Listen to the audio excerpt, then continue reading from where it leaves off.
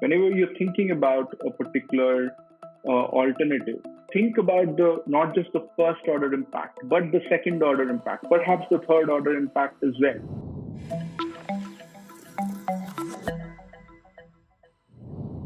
So once again, very warm welcome. So this is where we are at now. We started off with the 8 steps in the decision-making process. So identifying the decision type through the decision matrix, framing the decision, gathering the evidence with using the looking forward, reasoning backward approach, and looking from the different lenses as well that we talked about, right? Next, we are going to be talking about evaluating different alternatives. So let's go deeper into kind of second order thinking, right? So we've all seen, I'm hoping, I'm guessing, this kind of an urgency messaging on e-commerce platforms, on travel sites, and a bunch of different places, right? Classic gamification techniques, classic dark patterns, many people say, only so many units left, hurry, it's a nudge to get the buyer to, or the potential buyer to purchase faster, right? I'm hoping this is very something which you guys can relate to. I don't know if you've acted based on that urgency messaging. I definitely have. I'm guessing some of you guys might also have. Now, this is something which we tried out at Flipkart, and we ran the A/B experiment, and there was a huge uplift initially. And the PM came to me saying that, oh, this is classic. We have achieved the entire quarter's target through this one small experiment. And I said, hold on, it's too good to be true. What do you think might be going wrong, right, in this kind of a scenario? So when we looked at it, we saw that, okay, our cancellation rates had increased, okay, which meant the net conversion was not that high. It was still high, it was positive, it was still returning positive, but it was not that high. That is basically classic second order thinking. So usually what happens when we are building out a feature like something like this, we rarely think about the second order impact.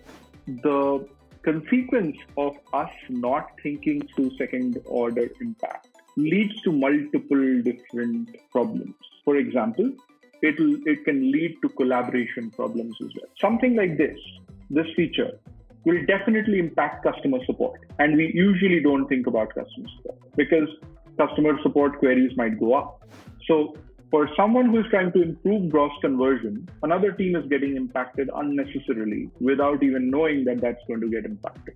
And similar thing happens when we are building out products as well, which touches multiple different systems and there are system dependencies. We rarely, talk about how other systems are going to get impacted. And I personally made that mistake of not thought about how it's going to impact accounting, for example. But that's what happens in real life. And I want to kind of draw attention to this. This is classic second order thinking. If we all as product managers, product leaders can use this mental model, whenever you're thinking about a particular alternative, think about not just the first order impact, but the second order impact, perhaps the third order impact as well. Play it out. If this happens, then what is going to happen next?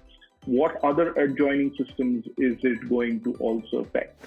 If we do that time and time again, you will see yourself building much better products. You'll see yourself kind of building products in harmony with other teams as well. Okay? So this is kind of classic second order thinking. And when you are actually evaluating alternatives, especially when you're thinking about longer term product strategy choices, etc., you need to ask this particular question. Remember this question always when you're thinking about product strategy questions, right? What do we need to believe in for our recommendation to be true? What needs to hold true for our recommendation to hold true?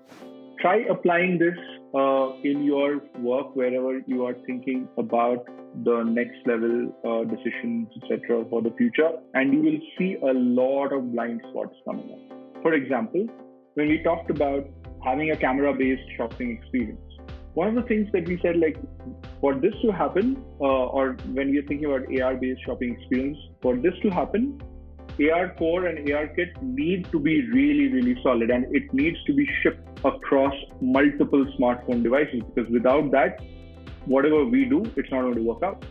So unless and until you are asking this question, all of these blind spots will never come up, and you will keep operating in a silo. Okay.